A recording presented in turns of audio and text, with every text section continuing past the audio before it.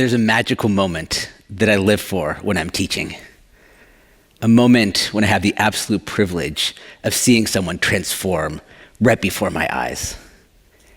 It's when someone realizes for the very first time the potential they have to create change, where they find their own agency to make a difference for themselves and for others, and when they realize they have far more power than they ever realized. I'm not a typical UC Berkeley faculty member. I don't have a PhD. I wear bright socks and blast eclectic playlists as I pull into the faculty parking lot. And I've dedicated my life to helping others find their own voice and step into their leadership potential. And it's that potential that I recognize in everyone that helps me see that the way we think and talk about leadership is broken. We love to tell stories that are heroic, mythical, almost superhuman. But when we put leaders like these up on a pedestal, it causes so many of us to look around and say, well, that's just not who I am. I'm not that brave, not that charismatic, not an extrovert. Maybe that means that leadership just isn't for me. I'm just not meant to be a leader. I've heard that reaction way too often.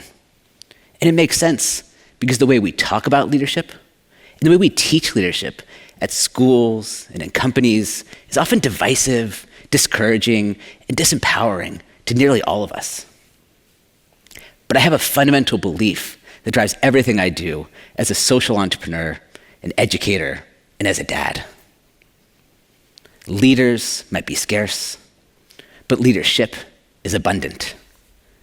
We may have only one CEO, only one executive director, only one assistant regional manager. We may have only a certain limited number of people in traditional positions of leadership. But each and every one of us can practice acts of leadership. Leadership is not a title. Leadership is an act. To put this abstract idea into practice, I want to introduce you to a concept I call microleadership.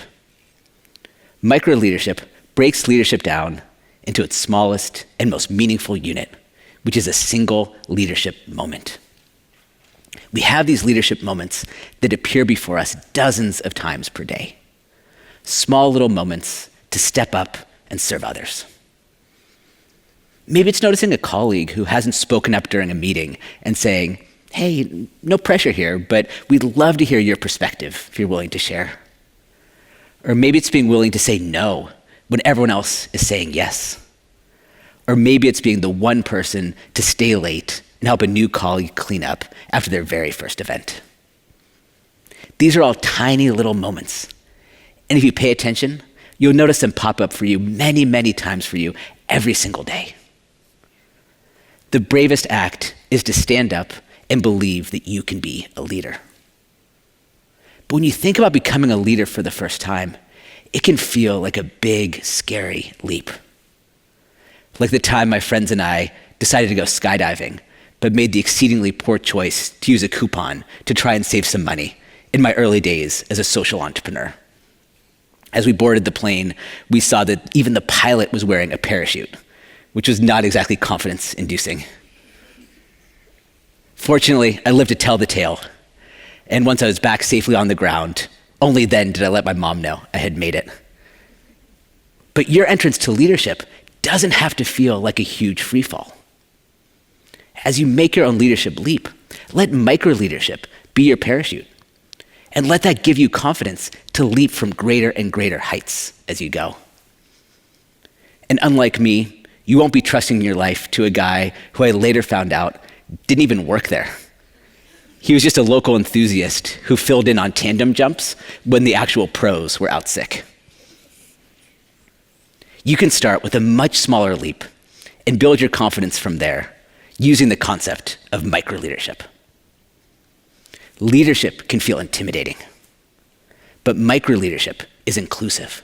It's for all of us, and it all starts with small steps that anyone can do.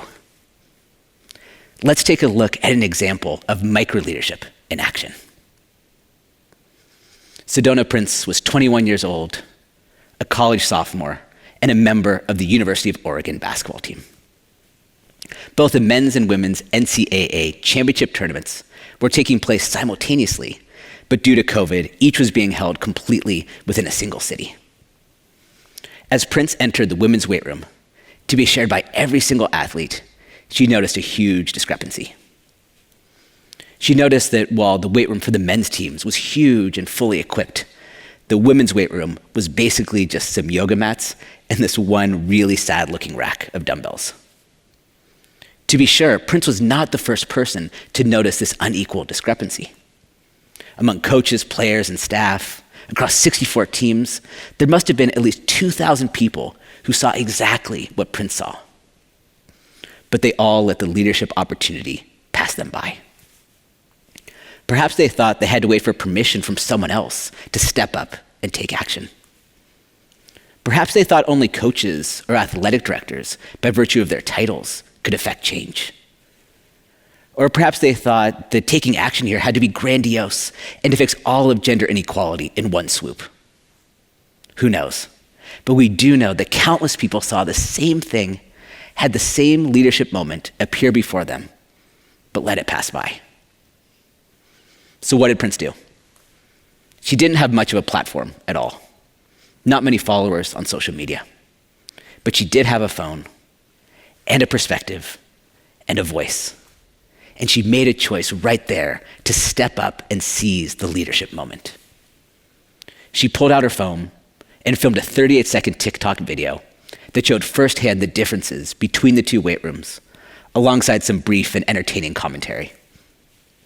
She posted her video on TikTok, reposted it to Twitter, and then went to bed.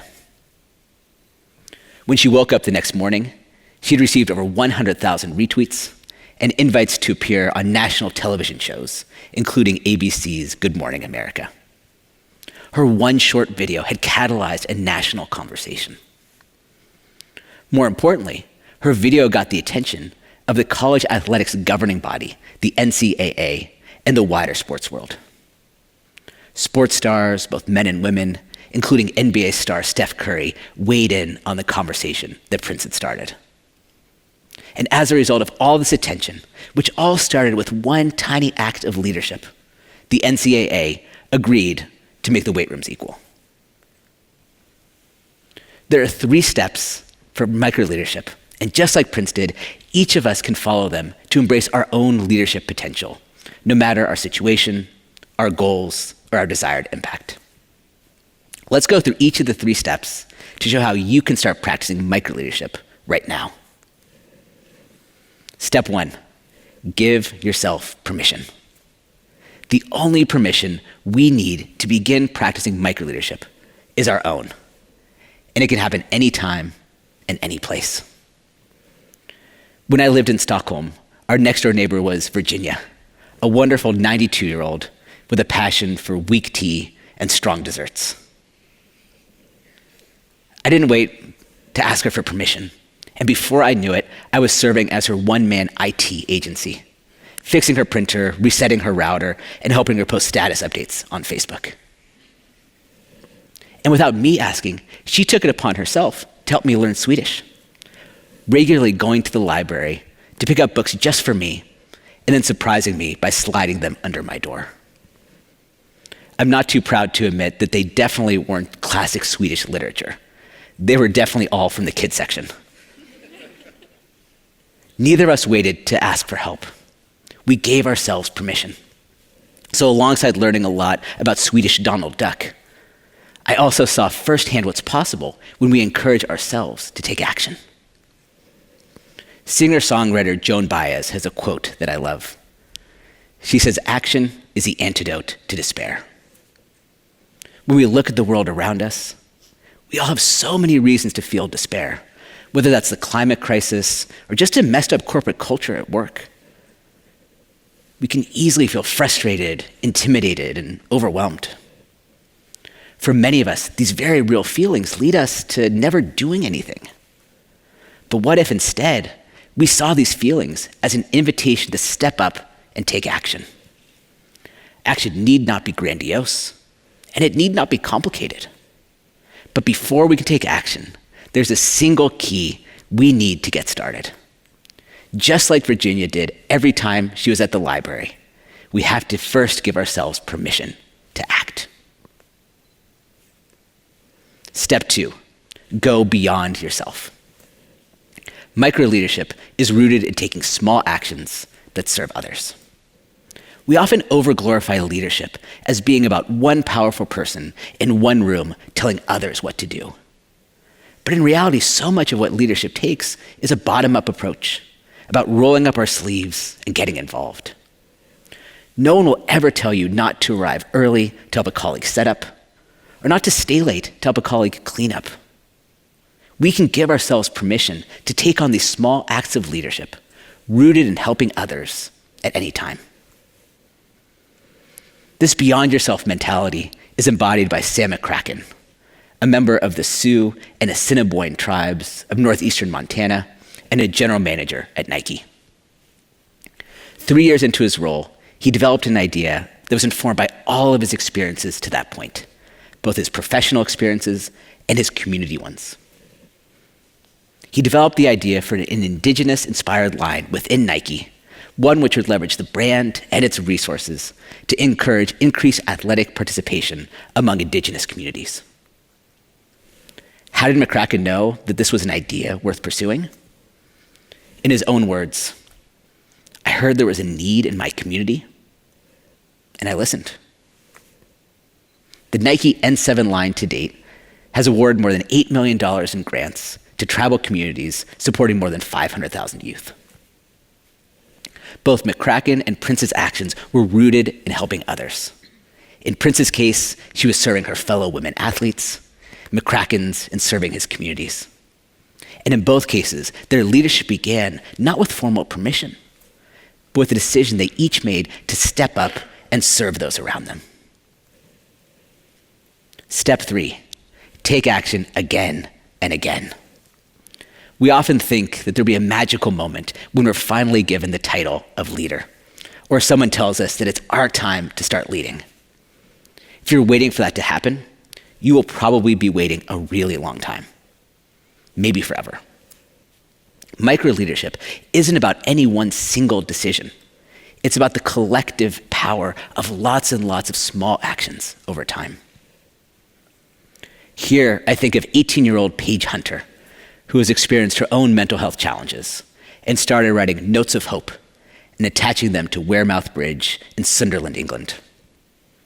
Her notes, providing perspective, as well as information and resources, are credited with saving the lives of several people.